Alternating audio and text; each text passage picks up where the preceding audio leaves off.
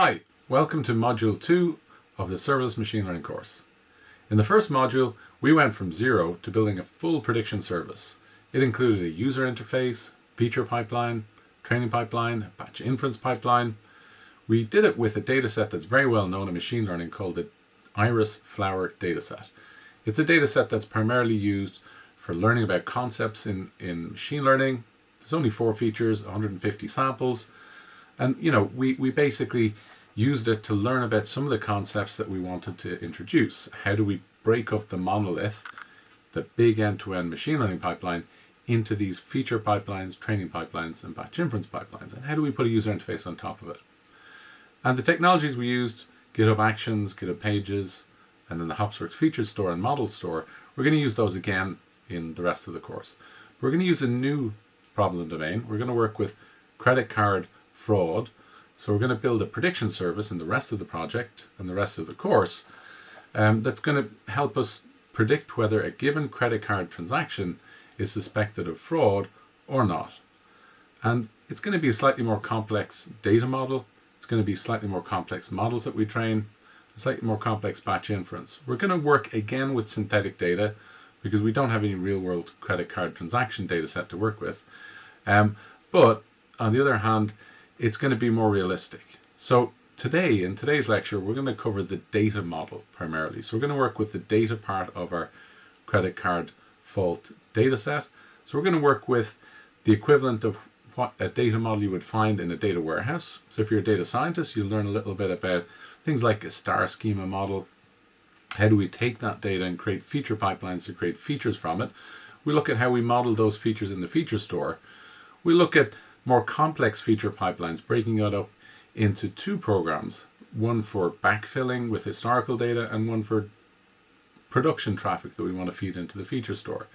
We look at also how to then take any shared logic between these 2 pipelines, because they're going to be notebooks again, but how do we extract that and put it into a Python module? The Python module should be shared between the 2 pipelines so that we get consistent features between both pipelines. So we're going to look at all of these different areas today, and let's dive into the details.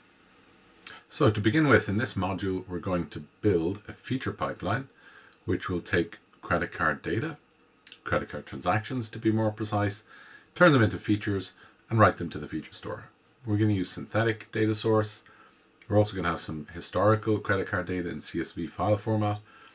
And we're going to look at the pipelines to build this. This is what we're going to build. We're going to use the same technologies as before, GitHub Actions and HopsWorks. To get there, we're going to go through some theory. We're going to go through the data model for the existing credit card transaction data that we have. It follows what we call a star schema. We'll look at how to create models of the features that we're going to store in the feature store. We're going to look at the feature pipelines we're going to build. We're going to look at how to move code out of your notebook into a shared Python module. We're also going to look a little bit at that we are using synthetic data for this particular project, but you could also use mock data in some instances. So we'll look at some of the differences, advantages and disadvantages of synthetic data versus mock data.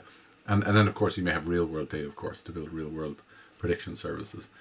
And we're going to spend a little bit of time as well on the actual feature groups or tables of features that we store in the feature store.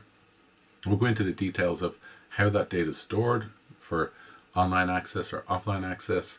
We'll look at some of the things that are specific to feature stores, such as event time, ingestion time, how we can also query data efficiently by partitioning the data with a partition key, and whether we should store labels or not in the feature store. We'll look at storing them in feature groups, so we'll store labels in feature groups. So let's get started with the data model for our credit card fraud prediction problem. And we're going to start by looking at where Enterprise Tabular Data comes from. So we're working with the problem of predicting credit card fraud. Those credit card transactions arrive somewhere in an enterprise. They might arrive in somewhere like Kafka Bus, but they will be stored in operational databases. So when you execute a credit card transaction, it'll be stored in an operational database. Maybe it will be an Oracle database or Postgres or MySQL. But that data will need to then flow into the enterprise where we can do analytics on it. So we'll store a copy of that data for analysis later. We may even store a dump of that data as well. So typically, most organizations centralize their data or their enterprise tabular data, to be specific, in a data warehouse.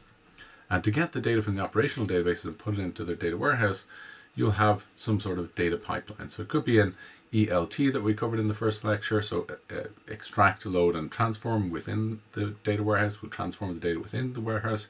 You can also transform data outside of the data warehouse. You can use Python or Spark, and you have what we call an ETL pipeline in that case. And once the data is in the data warehouse, it may come in what we call bronze or less well-modeled data sets, and then we can convert them into other better modeled data sets like silver or gold that can be directly consumed by business intelligence applications. That's the standard kind of setup you'll have for a data warehouse.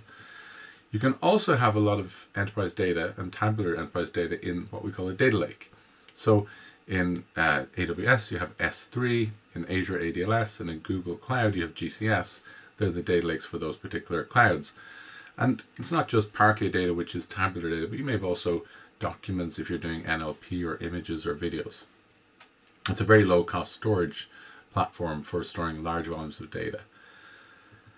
And the feature store comes after these platforms typically. We're going to take the tabular data available in the enterprise from the data lakes, the data warehouses, and any other platform that we can find that we think we maybe need data from.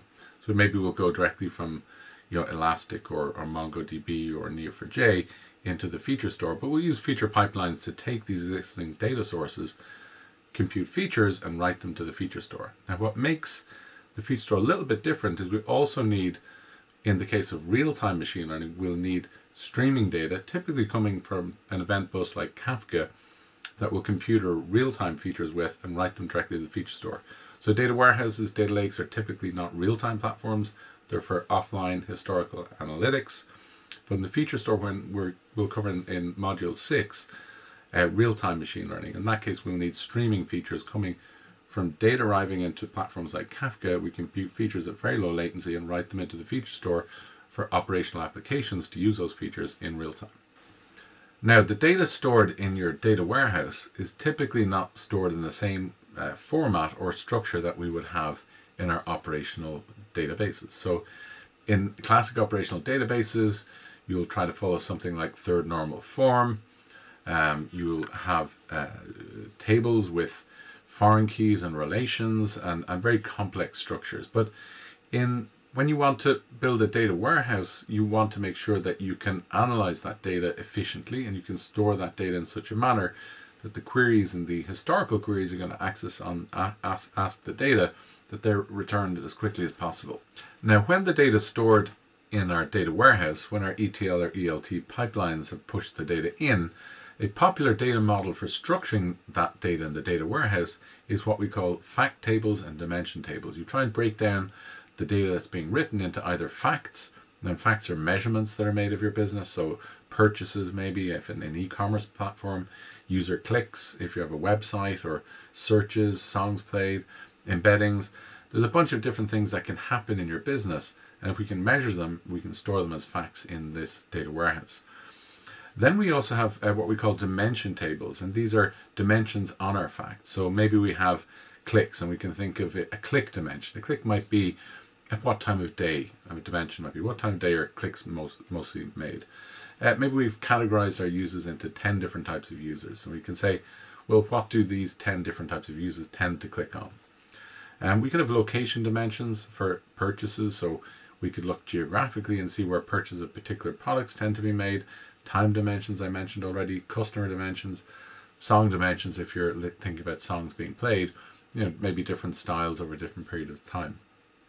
Again, this is for business intelligence. You're trying to ask questions to understand how your data is being used and created in your organization. So if we think of facts, these are the measurements and these are the business events, and we want to take the data from our operational databases and convert them into facts and write them into tables called fact tables. And then we'll have the way in which we're going to query those measurements or facts. We call them dimensions. And these are the columns we would expect to group by. So I'll give you an example in the credit card case.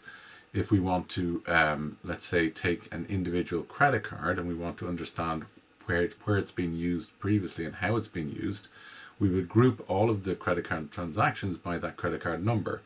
So then we can get a picture of, for this particular credit card number, what are the locations it's being used, how often has it been used, how much money has been spent on it, and so on.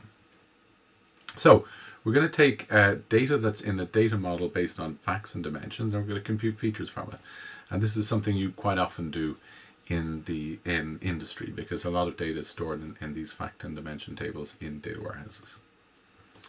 So let's take a couple of examples of data models, so fact and dimension data models that we can see in a couple of different verticals that are popular in data science. And one popular vertical for data science is e-commerce marketing. And most people are familiar with this concept of if we were doing marketing, that you might have an ad, and impressions is the number of times you've showed the ad to users, and you want to care about how often they click on the ad, so we call it the click-through rate. And you can compute these as facts. And if you want to think of a dimension on your impressions or your clicks, you could say, well, for this particular type of user profile, I'd like to see how many impressions I have. So maybe I'm trying to sell something to data scientists or data engineers.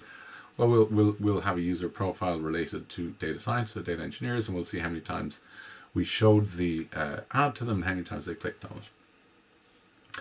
You may have an email campaign, and you can have the number of emails that were sent, how many times did people open those emails, and again you can think of dimensions along it. So what was the campaign that we used to send out these emails on? Was it for a particular product that we were selling, this particular campaign? And you can go on more facts related to website visits or website visitors. And if you have an e-commerce site, you care, of course, about making money. So, people adding products to carts, how much they've spent on their cart, the conversion rate once they put it in their cart to buying it, how much revenue you make and profit, and so on. So there's a bunch of different things that you need to know to be able to do data science in the e-commerce marketing domain. And this data model of facts and dimensions is a great place to start to understand what data will be available to you and what kind of features you can compute from this data. Now, this particular set of facts and dimensions were provided by Kristen Lum on Twitter, so I thank her for that. Now, a completely different domain or vertical is product manufacturing, and this is again where data science is being used increasingly. So data science can do predictive analytics to bring to light what we call future outcomes and potential safety issues, or maybe we have logistic issues or production issues that might occur. And if you can preemptively mitigate against those, you can save money. So some of the facts that you might see in the product manufacturing world are things like how much it costs to make a product, the different work orders that make up the product, and the centers that make those particular work orders or fulfill those work orders. And then there's, of course, a bunch of dimensions associated with these facts. So, if you have a work order, what phase is it in? What's the status of it, the type of it. If you think about, who was the supervisor of a particular production line, and then the cost type associated with the different work parts. Now, if we move on to our credit card fraud project that we're going to cover in this course, the data model is quite straightforward. We actually have only 3 different tables for our input data that we can compute features from. And those are the profiles of the owners of the credit card, so the holder of the credit card, what kind of features do we have about them, their date of birth, maybe the city they live in. The credit card itself, so it has a number, an expiry date. And then the transaction, so when you make a payment with a credit card, this is our fact. So every time you make a payment with a credit card, you get a new fact, it'll enter into your transactions table. And then the dimensions of it are, well, tell me about the holder of this particular credit card, what transactions they did. In this model, we can see there's a couple of parts falling off the transactions. We call it a star schema. The dimensions are these are the edges of the star, and the core of the star are the fact tables. And if you hang more dimensions off the dimensions, you end up what's called a snowflake schema. And Snowflake is, of course, well associated with the Snowflake data warehouse, which is quite well known. So you can, of course, add more and more dimensions to your facts table as more and more data becomes available. But as a data scientist or as an ML engineer building models, you're kind of restricted to what's in your data warehouse often. Now, you may be able to pull in data from third parties or from other databases, and that's what we can do in the feature store. But if you're just building features from what's in your data warehouse, you're kind of restricted to what's in that data model. But it's good to know that much of the data is structured in this fact and dimension table model, which is what we call a star schema. So we're going to deal with transactions as our facts, credit cards and profiles as our dimensions on those facts. So we actually have some historical data, the transactions.parquet file, a profile.parquet file, and a credit card.parquet file we're going to work with in lab 1. And if we look at some of the data that we have here, for the transactions we have a transaction ID, and let's point them out specifically where we have them on the page here. So we've got our transaction ID down here. We have a date time when the transaction happens. We have the credit card number for the transaction. We have the category that of what you spent the money on, the amount spent, and then the location where you actually use the credit card. So this is actually quite realistic in the real world. A credit card machine will provide this information to the server that processes the credit card payment. And this will come in kind of real time. And obviously this data will then get stored ultimately in a data warehouse, probably going through something like Kafka, where these transactions are stored temporarily before some other ETL or ELT pipeline will push those into your data warehouse. Now the user profile is typically stored in an operational database. It might be, MySQL or Postgres or Oracle database, where the user's name, sex, date of birth, city, and so on, all this personal information will be stored. And then the credit card itself will typically be in another operational database, probably maybe the same operational database, and we'll have information about the credit card itself. So when does it expire, what it's number, the card owner, the three-digit number at the back, and so on.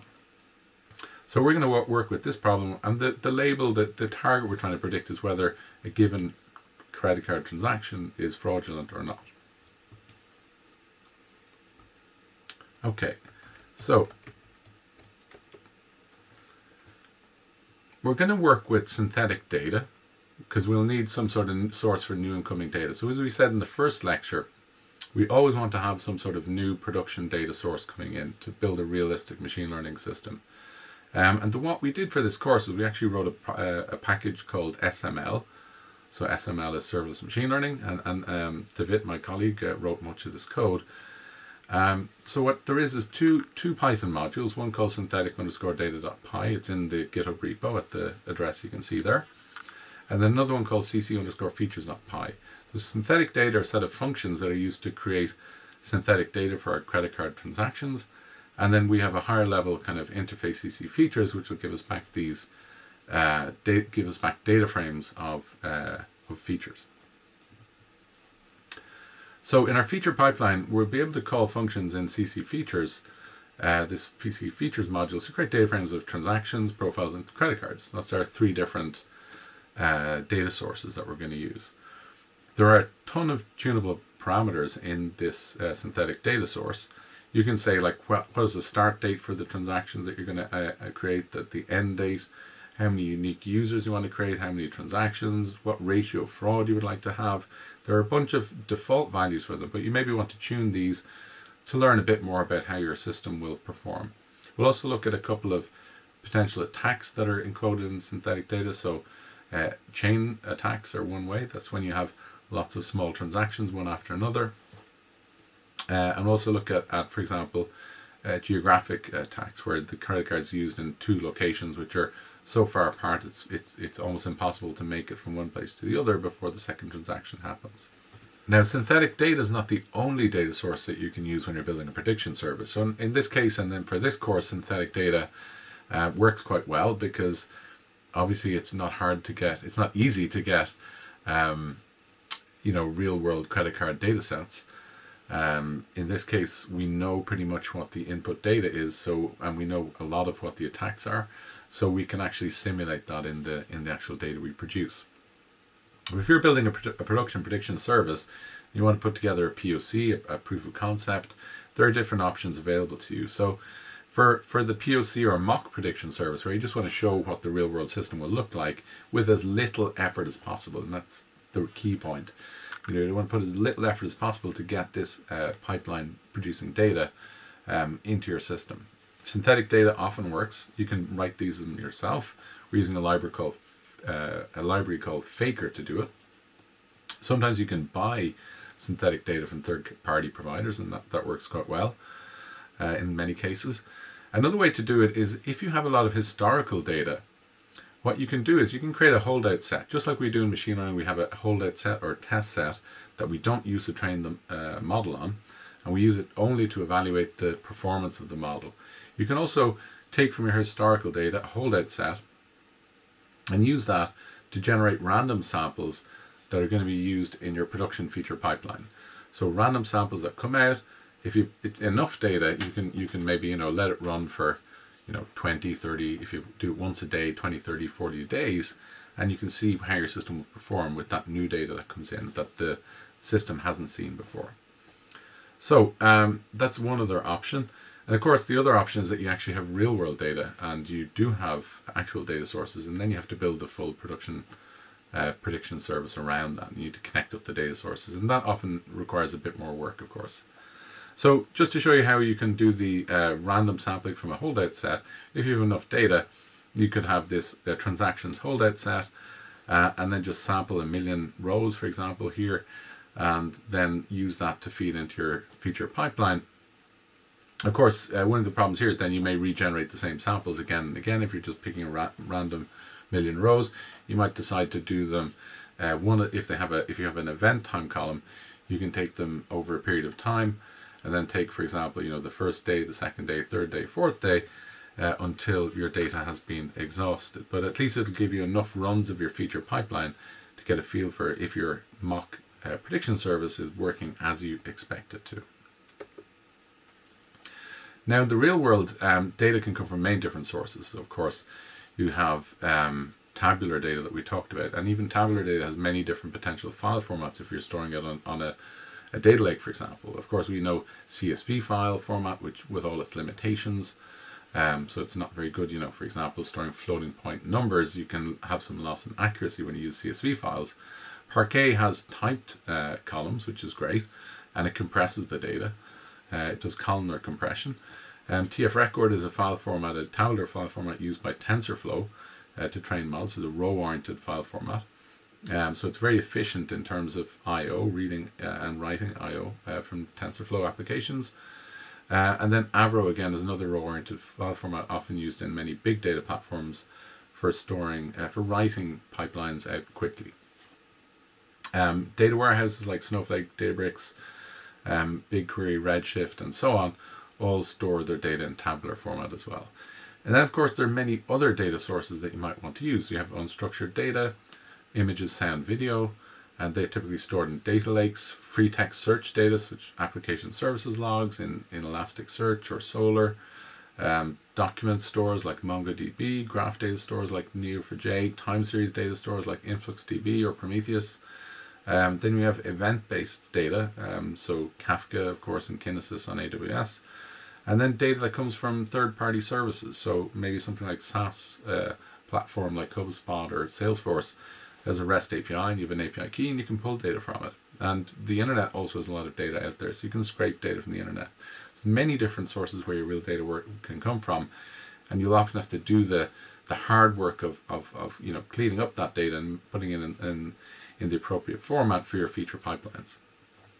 Now, getting back to our data set, the credit card transaction data set for credit card fraud prediction, we said we have 3 different types of data. We have the transactions themselves, the credit cards and the profiles, and we said that maybe credit cards and profiles are stored in an operational database. They'll be updated at their own cadence or rate.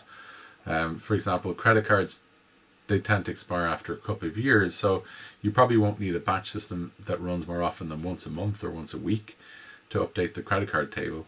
User profiles you might update every day or every hour. So a user will update on the website, and then those updates might get batched or they might get written immediately. And then the transactions themselves will get written to a platform like Kinesis or Kafka. They'll be collected up in this event platform often. And then maybe once an hour an ETL or an ELT job will run that will write them to the data warehouse. Let's look at some of the features that are available to us in these tables. So we have the transactions table up here, and we can see that we have transaction ID, credit card number, date, time, category. We saw these already. We also have the fraud column here. So the fraud column indicates whether a given transaction is suspected of fraud or not. And in this case, it's actually the label, the ground truth label. So it's not suspected, or it's actually whether it was fraudulent or not. For the credit cards, we can see that we have the credit card number, who the provider is, when it expires. For the user profile, we have the credit card number again, the name, sex, date of birth, and city that the person lives in. So these are the features that are, the raw data that's available to us to compute features with. And we're going to look at how we go about computing those features in a minute. But before we do, we'll look at the structure in which these tables are formed. It's in what we call third normal form. And that basically means that we can bring together data from these different tables using the common join key called credit card number, cc_num. So the join key is part of the primary key of all of these different tables. And that means we can take any, let's say, row of transactions where we have the transaction columns, and we can add into it the credit card column. So we can put in the provider that expires by joining on the common credit card number. So we can also do the same for the profiles table. We can pull in the columns from that table and add them to our transactions table by joining again on the common credit card number. So the slight differences in these tables are that if we look at the first table, the transactions table, we can see that there's a composite. We can just clear off that. We can see that we have a composite primary key. So the composite primary key consists of two parts. We have the TID, which is the unique transaction ID, and the credit card number. Now, in terms of a feature store, we would often say that, well, the credit card number is the entity ID here, and we can uniquely identify every row with a combination of the credit card number and the date time column, which is our event time column. And for the other tables, we can see that the credit card number is in fact enough to be the primary key for both the profiles and credit card tables here. So we can have this credit card number here and the other credit card number here as being the unique primary keys for all of those tables. So this credit card number can be the join key. It's part of the primary key for these different tables. Okay. So what kind of patterns or patterns of fraud do we want to identify with this data? There are many ways in which people can commit credit card fraud. We're going to limit ourselves to two well-known attacks. One is what's called a geographic attack, where you use your credit card in implausible consecutive geographic locations. So I think in the first lecture we looked at some credit card tabular data where credit card was used at 11 a.m. in Sao Paulo, but 12 a.m. in Stockholm on the same day. And that's geographically infeasible, that somebody can travel that distance in 1 hour. So to compute some estimate of the time it takes between going from one location to another, we need both the location of the previous transaction and the location of the next transaction. And we also need the time at which the previous transaction took place and the current time which the next transaction is taking place. So in the code, in our synthetic_data Python module that we're going to add, we'll see that there's two functions here that enable us to compute a feature that can be used to predict whether a given pair of credit card transactions represents a geographic attack or not. So we have something called the haversine distance, given the longitude and latitude of a current transaction and the longitude and latitude of the previous transaction. And we can also compute the time between the previous date time and the current date time. And together with these two features, we can compute something called location delta. And that's a combination of the haversine distance and time delta. And this should help us predict whether a given pair of credit card transactions is suspected of being a geographic attack or not. Now, the other type of attack that we'll encode in our synthetic data is what we call a chain attack. And a chain attack is when you have somebody who steals a credit card, uses it quite a lot in a short period of time to maximize how much they can get out of the card before it's reported stolen or missing.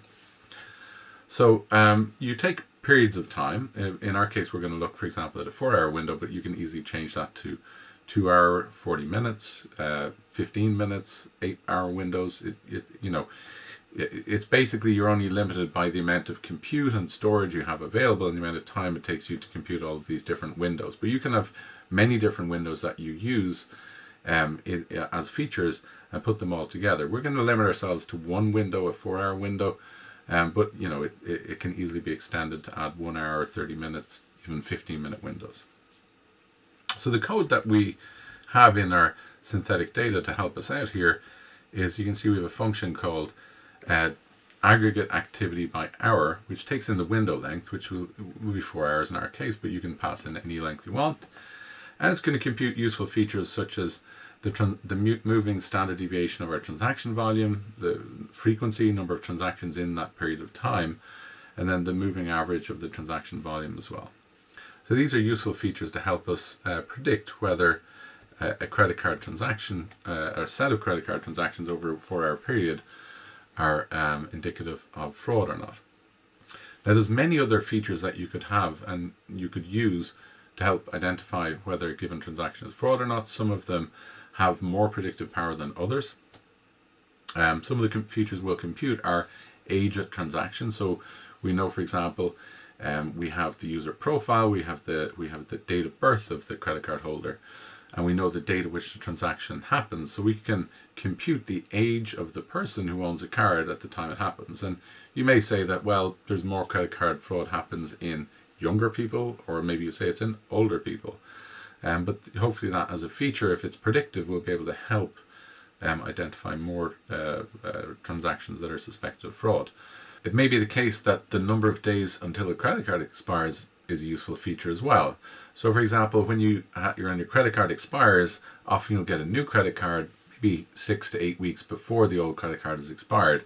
And it may be the case that some people tend to mislay that old card, or they just somehow leave it somewhere. They think they don't need it anymore, and then that card becomes used for transactions it shouldn't be used in. So it may be that that's a useful feature. I don't know. We can compute it quite easily though, by taking the expiry date on the card and the current date at which a transaction happens, and then computing how many days it is until that credit card expires. Maybe some of the raw input data is also useful features. Maybe the city in which a transaction happens, the country, the type of product that's bought, the amount of money spent, the location in longitude and latitude. We have a bunch of feature logic in the Python modules I talked about already, the synthetic data one, the CC features. So go ahead, go over to GitHub, have a look at the code, have a look at some of the logic behind it. It's by no means perfect, but you can obviously you can go ahead and fork the repo and pull the latest changes, but you can go ahead and change this if you want to make any changes. But there's some nice parameters that you can use to change the percentage of fraud and the number of transactions that happen in periods of time. Go ahead and explore it. One of the things that we did, and we're going to do more of later in, I think, in the 4th module, it's the 5th module. What we're going to do is we're going to look more at how do we rigorously test our features. So test the data that comes in, the logic of the features, and the end-to-end feature pipelines. But we start out in this particular module by just introducing PyTest. So we have a unit test in there that we'll look at in the first lab to basically show that we can make sure that the feature logic that we write, if somebody were to go ahead and change it, that they will be warned that the changes they make might break assumptions that the users of the feature have.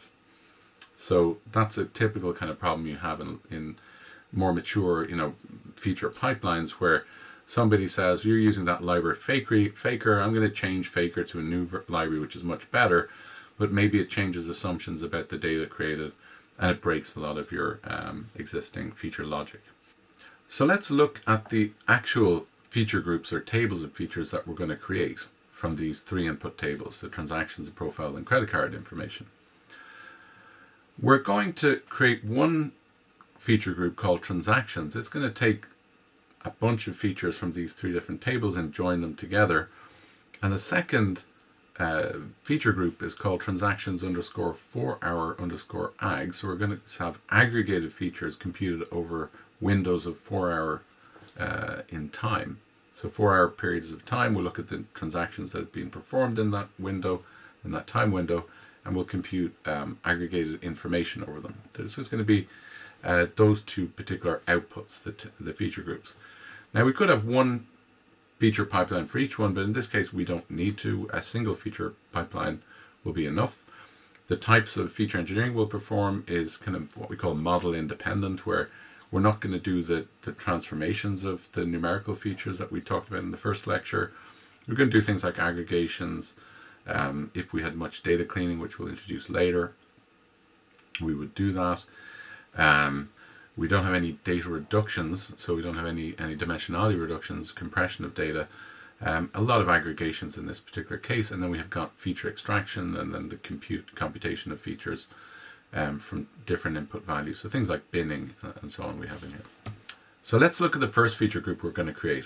It's called the transactions feature group, and the data model it follows is what we call one big table.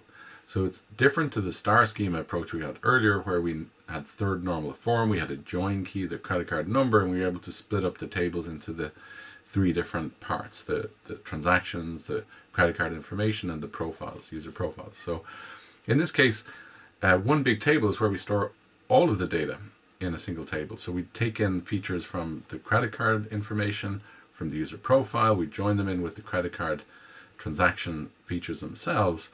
And what we can see here is that we have lots and lots of columns. Now, there are some disadvantages or limitations to this. You may think that some of the data is redundant. So, for example, the age of transaction and the sex and the live city features, if we highlight those ones over here, we can see that these ones are very redundant. But in fact, in modern data warehouses that are columnar stores, it compresses that data quite well. It does incur some extra reading and writing costs, but in effect, I think performance-wise, it's not that big a hit. The other features we can see are we can take some of the existing ones like the category and the amount, longitude and latitude. If you want, you can pull them in. The label will be the fraud label, and then we have the features that we talked about already, how long a card has until it expires in days, and then the age of the person at the time of the transaction. There are some other columns that are not features. So we have a primary key, which is the credit card number. The transaction ID, we can call it a key here. It's like it's a feature that's not going to be used for training, but in our prediction service, it might be quite useful, because the label, for example, we're going to find out at some late point in time, we'll find out whether a credit card transaction is fraudulent or not. We won't know immediately when the transaction has happened. Someone will have to investigate, and they'll go to a system and they'll find the original transaction and mark it as fraudulent or not, and they'll use that transaction ID as the primary key to identify it. It won't be the credit card number. But in our case, with a feature group, the primary key is enough as the credit card number, because the event time will uniquely identify, together with the primary key, uniquely identifies each transaction. So in this case, the TID will just be an extra column that won't be used to train models with, because there's no predictive information in that particular piece of information, the transaction ID. But it can be useful, like I said, later on for analytics and for joining together the outcomes with the predictions that are made. So I mentioned there's they're coming from the different tables, these different columns. We can see exactly here where they're coming from. So our first set of columns here come from the transactions table, and then we have the credit card table, and then the profile data last. And now, one of the points made earlier was that these source tables are updated at different cadences, and then you might think, well, it's inefficient to update all of the rows in every update, because these other tables, the credit card and profile tables, we could just create separate feature groups for them, and you could, of course, and that would reduce your the amount of writes you need to do every time a credit card transaction happens. In the original source data, we're going to write more data here. We might need less rows, for example. But in this case, this is what we're going to use as input to train the model.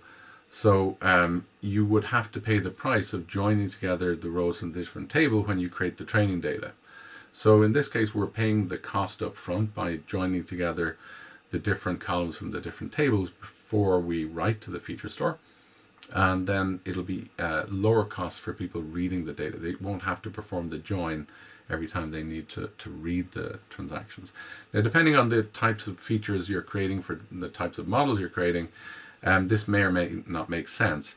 So one of the things you should think about as a principle is that, well, if the features are going to be reused in many different models and the primary key here is not appropriate, then maybe you want to move out this features to a different feature group.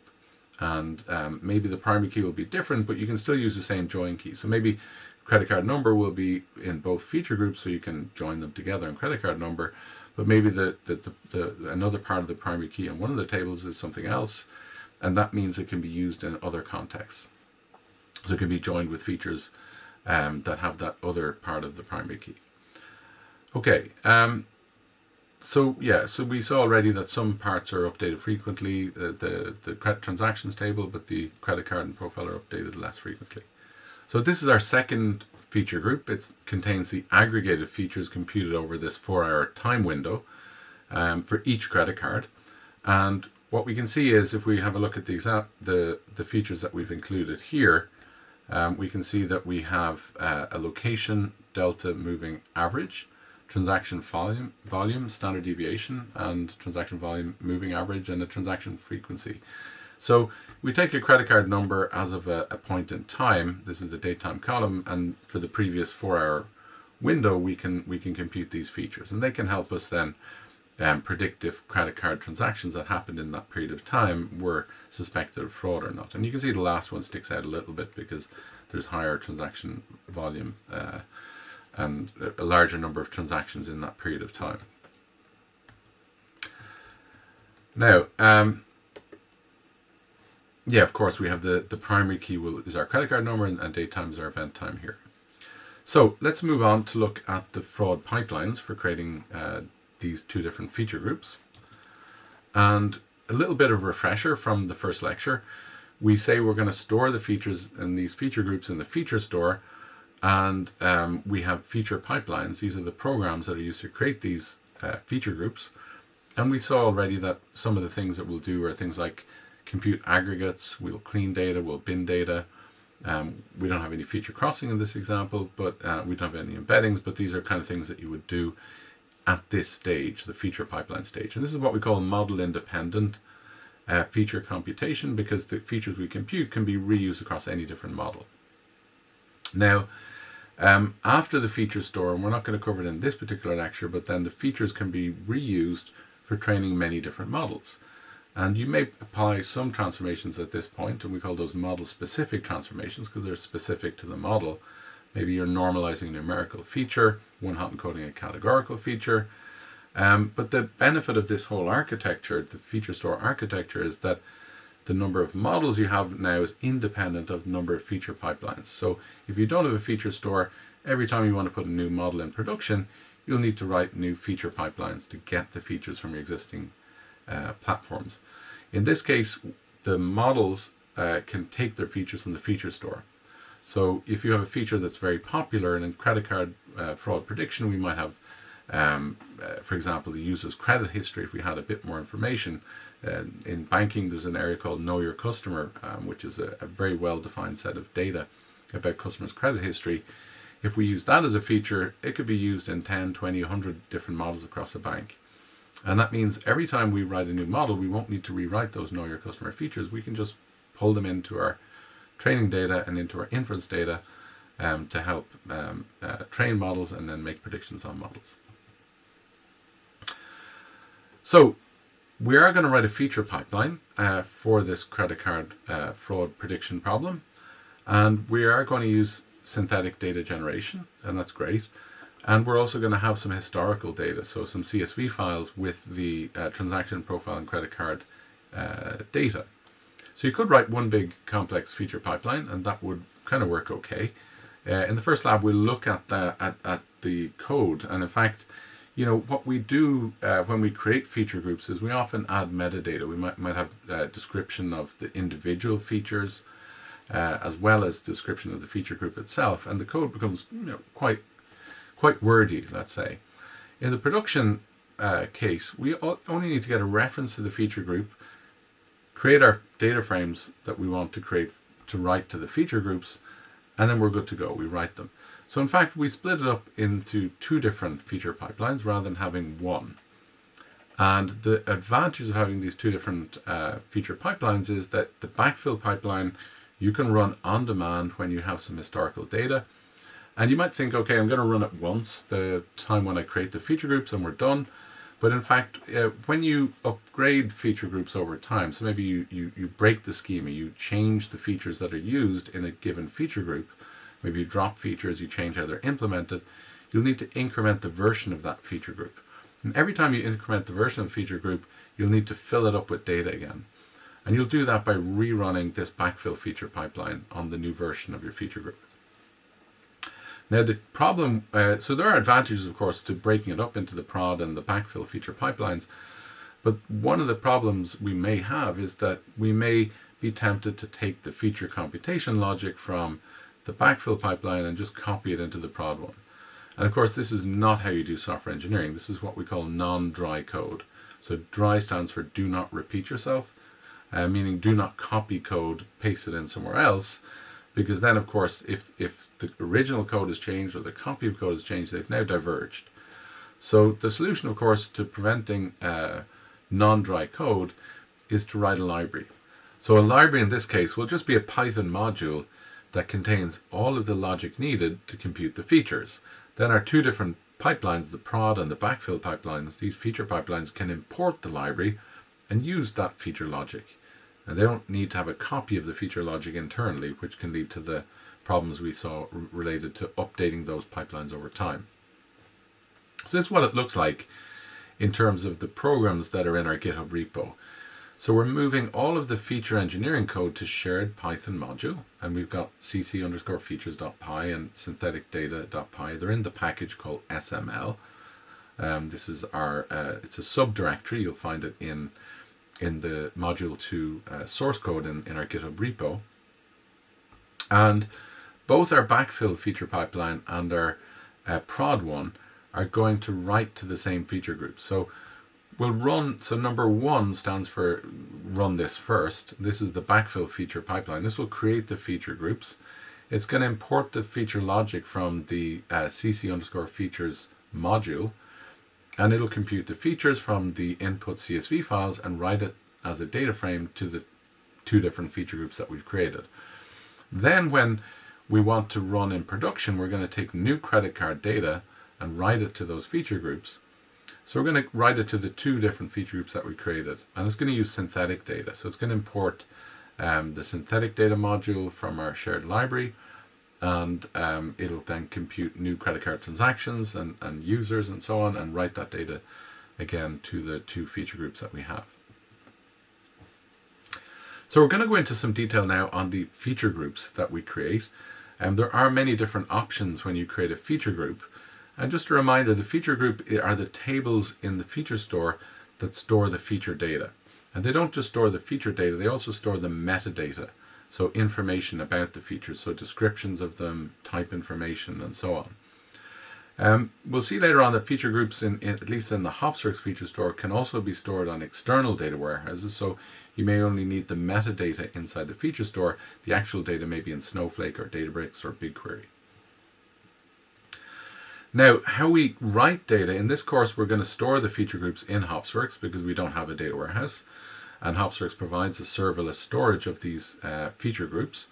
So in our case we're going to write Python and obviously Jupyter Notebook programs that write features as data frames into the feature store.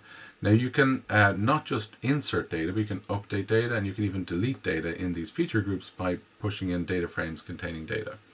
So you can say, okay, delete this data, and you pass a data frame, and those rows can be deleted. You can say, insert this data frame, and any new rows will get appended, but existing rows will be updated inside the feature group. So the feature groups themselves are mutable. You can write to them over time. And they're also versioned, as I mentioned already, that if you want to change the set of features or make a schema breaking change to your feature group, you'll need to increment the version of the feature group. But what's great about this is that existing pipelines that work on version 1 or version 2 can continue working. So the pipelines can continue writing the data of the feature group version 1, and then you can have a new version, version 2, and you can backfill it and even have pipelines, prod pipelines running data through feature group version 2, both of them running in parallel, so you can test out the new features as well as you keep the old one running before you then upgrade to the new one. Now, this is the syntax for creating a feature group that we saw in the first lecture and in the first lab. In our case, we're creating a feature group called transactions. So you can see the name of our feature group up here. It has a version. There's a description that we provide, which will be shown in the user interface. In this case, you can say, well, do these features need to be available for online access? If I'm going to have an online application reading them, then you need to say online enabled equals true. Otherwise, the data will only be stored in what we call the offline feature group. And the offline feature group is a table that's stored on S3, and it stores large volumes of data, but it's not low latency access. And that's what you need with online enabled equals true. We want to specify the primary key for our feature group. So in this case, it's the credit card number, because this uniquely identifies given transactions along with the event time here, which is called the date time column from our data frame. We can partition the data, so you can supply the partition key. We'll get to that in a minute, but it's really to efficiently query large volumes of data. And then we can also specify when we write the data frames what statistics we would like to be computed over the data frames that we write. So you can compute histograms, correlations, exact uniqueness, and you can specify which columns you would like to compute statistics on, because maybe you have lots of columns and it's expensive to compute statistics over all of them, so you can select just those columns that you would like to compute statistics on. So you're going to have a data frame that comes from our feature engineering step, and after we've created the feature group, then we can insert this data frame, and the schema from the data frame will provide the feature group with its schema.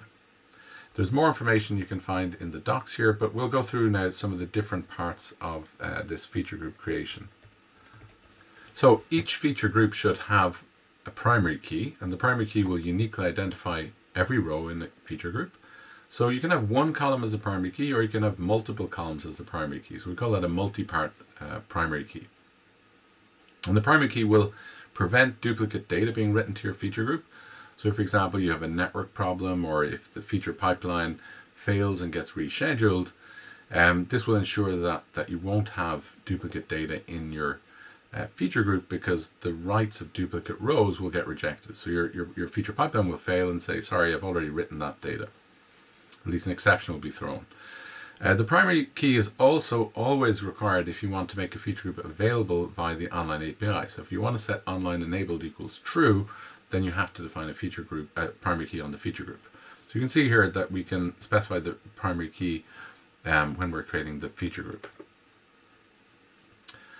Now, we know that, for example, the credit card number is our primary key, but we have lots of transactions with the same credit card number. So over time, we're going to have a history of all of the transactions with this credit card number, and we're going to uniquely identify every row, not with just the credit card number, but also with the date time column here. So this date time column together with the, if we go together with the credit card number, will uniquely identify each row. Now I said the primary key uniquely identifies each row, and it does in the online case, because there we'll only store the latest value for the credit card number transaction. So we're only going to store the most recent transaction on our credit card. But in the offline store, we're going to store all of the historical transactions with this credit card. And in this case, this is going to be our primary key. Now we won't define it as the primary key in our feature group, because in fact, we call it the entity key. So the primary key in feature stores, we often use the term entity key. So in this case, the credit card number is the entity key. But the unique identification of each row is a combination of our event time column, the date time, and then the credit card number together. So if we have a look at this, what this means is that for any given credit card, we can go back in time and say, okay, I'm interested for this particular credit card, because we have this event time column now, which is quite useful. Let's have a look at what we can do. So we can say, for this credit card number, 11111 and 2222, we can ask questions like, where did this credit card holder live on the 1st of January in the year 2000? And the answer will be Dublin. And the reason for that is because we only have 3 different observations here for this credit card. One is where the user lived in Dublin in 1974, and then we had another event in 2005 where the user lived in Stockholm. So we can infer from that that the user lived in Dublin as of the 1st of January in the year 2000. You might then want to know about the credit card's gender. And gender is something that's obviously a very political issue these days. And gender can change. You can't make an assumption that gender will be static forever. So you might be able to even ask, did the user's gender change at what time, or what was the user's gender at this point in time? It's obviously not a good feature for using for training machine learning models, but particularly for credit card fraud, because it'll introduce bias into your model. So I don't recommend you using it. It's just used here for explanatory reasons. So we have this, the credit card number we're saying is the entity ID here, and we have the combination now of primary key and event time to uniquely identify each row. So that's why we're going to call the primary key the entity ID in many cases rather than the primary key. Now, event time is the time at which the events on the credit card happen. So in this case, we're talking about the transactions table. When did this particular transaction happen in the real world? There is another type of time that it's important to know about, what you can call ingestion time. So ingestion time is when the actual system processed our piece of data and wrote it into the system. So for example, we can see here that if we take this first row here, we have an observation time. So the time the event happened itself was 1974, but the ingestion time was 1994. So maybe we can assume that the credit card company became digitalized at that point in time. They wrote it into the system.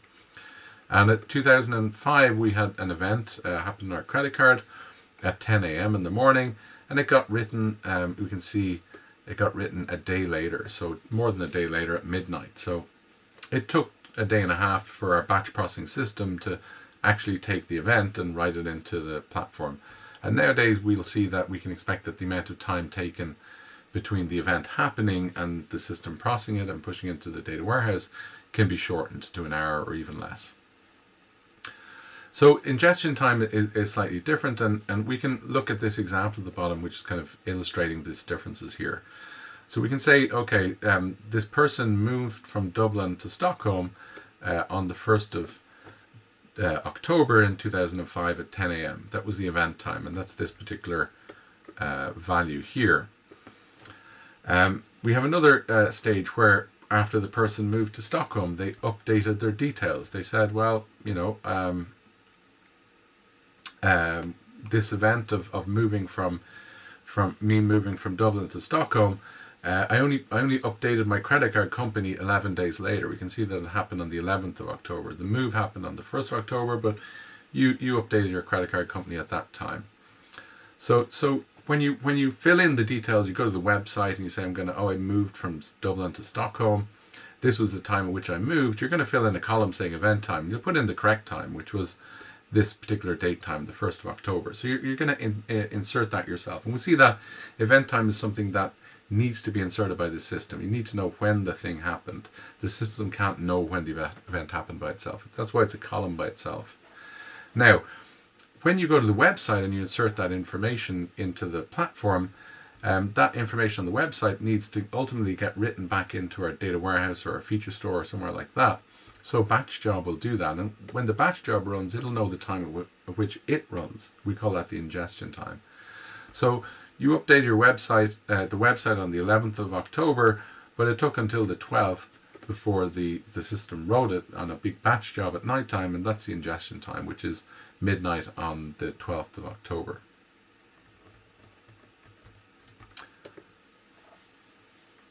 Now, why is ingestion time interesting or important? Well, when you write to a feature store in a feature pipeline, you'll typically write in batches.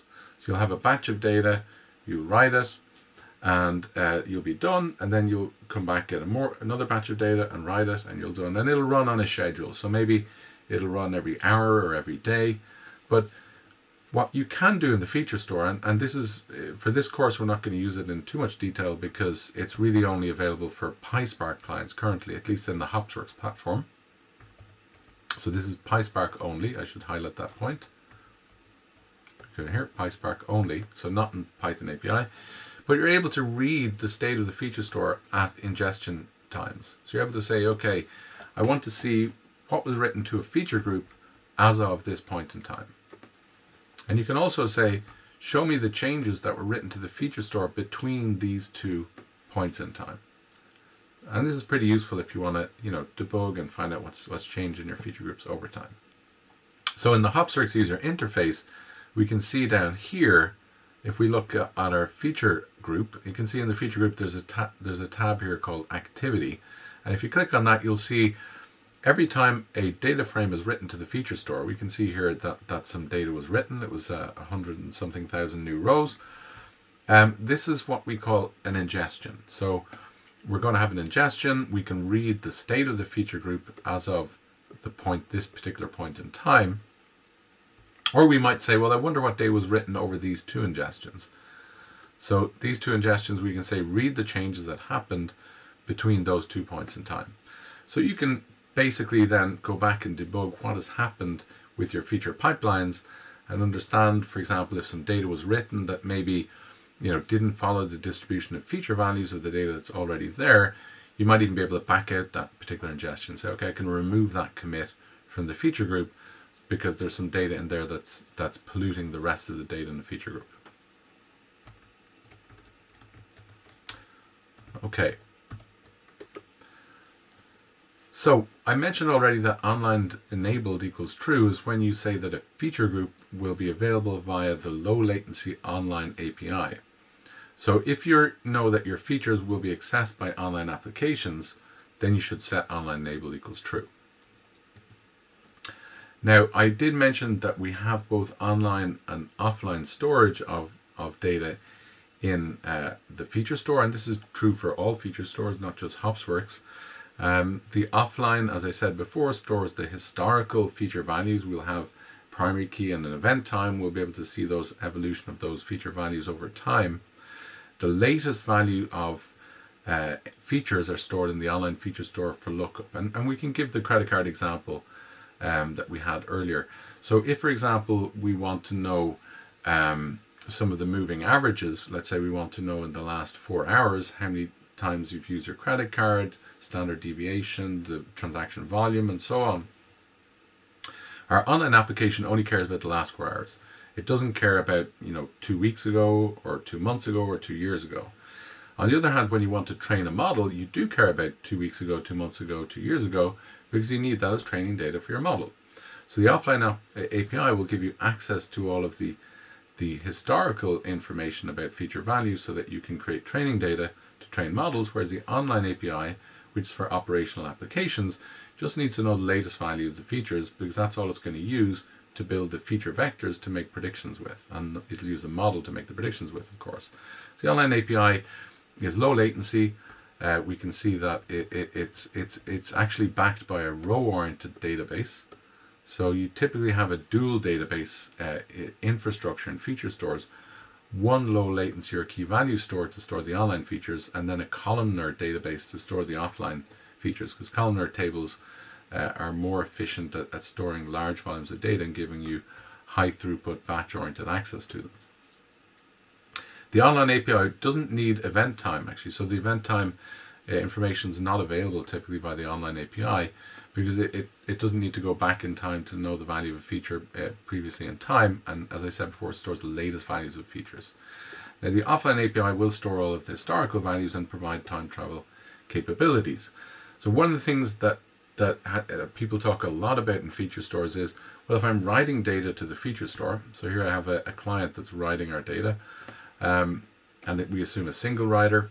When it writes to the HopsWorks platform, it'll actually write first internally to Kafka in HopsWorks, which will store the data, and then in the background the data is replicated to the online feature store and to the offline feature store. And the guarantees provided are that this data will be synchronized between online and offline stores, so there's going to be consistency, strong consistency between them eventually. And the mechanisms used to ensure that the data in the offline feature group is correct is there's ACID writes of the data. It's written at most once, because when we write to Kafka, you only get data that's written to Kafka can contain duplicates. So Hopsworks internally removes the duplicates, and then in the online feature store, if they're duplicates, it's idempotent, so they're just going to be updates, and then it ensures the ordering of the data being written, so you won't have old data overwriting new data. So internally, Hopsworks handles all the complexities of ensuring that your online and offline data is consistent. Now, there are these two different database tables. We have the offline and online tables. So how is that data stored and how is it made available? So each feature store will be slightly different in how they manage this data and make it available to you. We're going to write data as Pandas data frames in this course. So the Pandas D type is the data type of the columns that we're writing in our data frames. Now, when we store them in the feature store, in the offline store, we're going to store them with a Hive schema. And in the online store, we're going to store them with a MySQL schema. So you probably won't need to know this internal information, because if you use the feature store APIs for writing to the feature store and reading, you're just using Pandas APIs. And the internals of how the data is stored in the platform and how it gets serialized into the Hive types or converted into the MySQL types is probably not of interest to you. But if you're ever going to dig down the details, then it might be interesting or useful for you to know, well, if I'm writing a float in 64 in Pandas, how will it be stored in the offline store? Well, it'll be stored by a double in our hoodie tables, and it'll be stored as a double in the MySQL table. And that's they're pretty much the same until we get onto the array types, struct types, and binary types supported by Hive, but not supported in MySQL. Okay, but this is good reference information if you're going to dive in very deep into the details, but it's not something that's massively important for people to know now. Let's clean up here. Okay, I mentioned before that when we create a feature group, if we have a very large volume of data that's being stored in it, and we don't want to query maybe all of the rows or all of the columns, what can we do? Well, if we don't want to query all of the columns, we just query a subset of them. That's what we call a projection in database terminology. And that means we don't need to read all the data. And in columns and stores, that's great. The other thing is that maybe we only care about, for example, transactions that happen on a particular day. So a lot of my queries are related to, for example, show me the amount of transactions that have happened in the last day or on a particular day. So if we partition our data by day, then the query that wants to compute those statistics over a particular day only needs to read the data for that given day. And that makes it great. Now, other types of, so partitioning by time is quite common. But you can also query by partition by things like location. You might care about credit card transactions that happen in different states in the US, for example. And your queries will be using that a lot, so then it becomes a more efficient way of laying out your data, so that the queries that query it won't need to touch all of the data, but only the partitions that they need to access for that particular query. Now, so you specify the partition key in this case. Now, the way it works and how it makes it efficient is that if we take this table that we have here with 3 rows, well, we can see we have a partition key here. In this case, it's city. And we can see that the data will be split up into 2 partitions. We've got one for Stockholm over here and one for Dublin. And we can see that partition 1 has 2 rows and partition 2 has 1 row. Now, the reason it can also be more performant, apart from the fact that maybe if I'm only analyzing data on Stockholm or Dublin, I'll only need to continue to read that data. But another thing that we can do in large-scale data warehouses, but also in feature stores, is process these partitions in parallel. So we can have one worker that processes the data in partition 1 at the same time as another worker is processing the data in partition 2. We're not going to cover it too much in this course, but this is more important if you're going to do feature engineering in Spark or PySpark or Flink. So one of the things you'll need to ensure if you do use partition keys is that the size of partitions should be balanced. And often it's up to you as a developer to ensure that these partitions that you create have equal sizes. And if they don't, in this case we can see one partition is partition 1 has twice as many rows as partition 2. If we extrapolate that to 2 million rows versus 1 million rows, or 200 million versus 100 million, then of course we can see that it won't be as efficient as it could have been if we had 150 million rows in each partition. Now, what else can happen when you write a feature group, when you write a data frame to a feature group, is that we can compute statistics over some of the features, the ones you select, or all of the features in that feature group. And we can see just an example here. We have amount from our transactions feature group, and we have category. So these are two features that we have in the transaction feature group. And we compute statistics over them because we selected to compute. In this case, we can see some descriptive statistics. So descriptive statistics are min, max, mean, sum, standard deviation. And then we have some uniqueness, so completeness, which means is there any missing rows? If it's 1, that's good. That means there's no missing rows. And then a distinct count. So how many distinct amounts were there? And you can see it's quite a lot. The other feature we're computing statistics over is category. And you can see it's not a numerical feature now. It's a string. And all we're getting back here are distinct count, how many different types of categories are there, and then are there any missing values. So completeness is 1, that's great, there's no missing values, and there's 10 different categories available here. Now you could also compute the distribution to show the relative number of counts for the different 10 different distinct values. We didn't compute in this case, but the feature store supports that as well.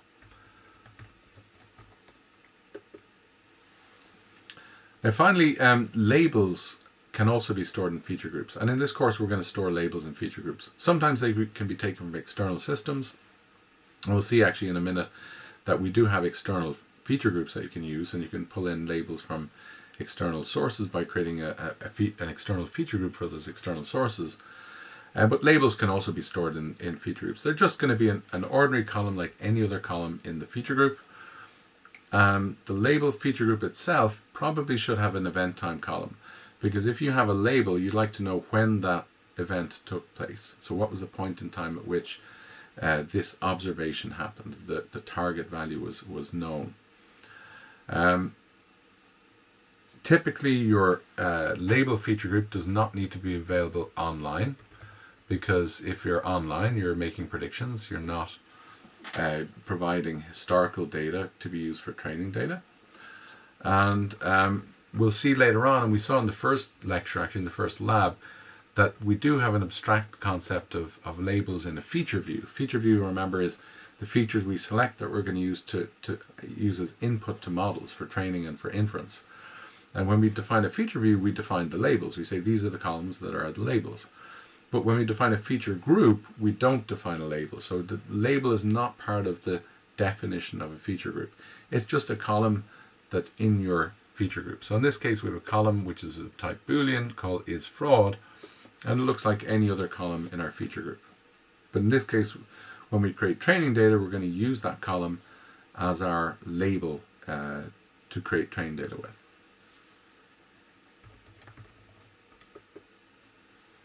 Now, I mentioned external feature groups. So external feature groups are when we have tables on external systems like a data warehouse or a data lake, and we'd like to use that data without copying it into the feature store with feature pipelines. Maybe we're computing the features already in our data warehouse, and now we have a table with the ready-to-use features. We'd like to make them available to our Python programmers because there's other features in the feature store we'd like to join with, and maybe the developers would prefer the Python native experience that they get from the feature store rather than writing SQL in the data warehouse. So to do that in HopsWorks, there is support for storage connectors. You need to go into the user interface and define your storage connector for your particular system. Most large data warehouses are supported there.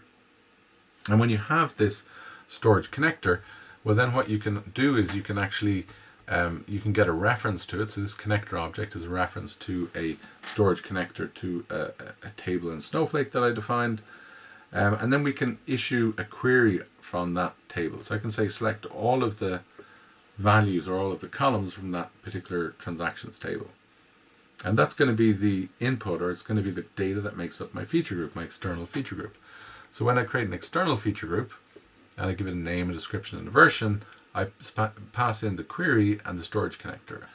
And what will happen when I save this external feature group is, in fact, internally in the feature store, it will execute a Spark program which will read up, it'll execute this SQL query on the external data source, so in this case Snowflake. It'll select all the features from the cc_transactions feature group. It'll compute statistics if you decide to compute statistics over the features. It'll write those statistics to the feature store, and then it won't store that data back in the feature store. So the data will be kept in Snowflake, but the statistics, the metadata, the descriptions, the feature descriptions will all be stored in the feature store. So it's not just Snowflake, you've Redshift, S3, and so on. The feature groups we've talked about to date, we could call those internal or cached feature groups. As I mentioned before, they're stored in hoodie tables in HopsWorks, and in the cloud they're stored on object store, so S3 on AWS, GCS and Google Cloud, and ADLS on Azure. So what it kind of looks like when you have a feature pipeline is you can say, well, maybe I'm computing tables in Redshift or Snowflake, and I'm making those tables available in the feature store, but maybe I also have a feature pipeline that's going to write to hoodie tables in HopsWorks, going to write data frames and Pandas to the platform. Like I mentioned before, we're going to work primarily with internal feature groups and writing data frames to the feature store. So that's it for the theory that we need to write these two feature pipelines. We're going to write the prod one and we're going to write the backfill one. And that's what we're going to cover in the first lab. We're going to look a bit at how we can take the feature engineering code and put it in a Python module that's accessed from our notebook. So we're going to have two notebooks, one for each pipeline, and we're going to access the shared Python module. We're going to have a unit test for that, just to show you how we can write unit tests against this shared Python module code. The feature logic and the synthetic data generation, we'll have a quick look at that as well in the lab. So here's some references for you. So that's it. We've now started on our main big project, the credit card fraud prediction project, and we're going to go through it through the different phases. We've covered the feature pipelines in this lecture. Do lab 2 to actually then go ahead and figure out how a complex real feature pipeline looks like. It's not too complex for you to work with. Writing the synthetic data, that took a little bit more time. But in the next lecture, we'll move on to the next pipeline, the training pipeline, and how we can get data from the feature store to create training data, and how we can train our models and we can save our models back in the platform. And that's going to be the next topic of the lecture. But before that, do lab 2, do the homework, get involved, get on the Slack, and talk to us, and enjoy this next part of our challenge and journey together.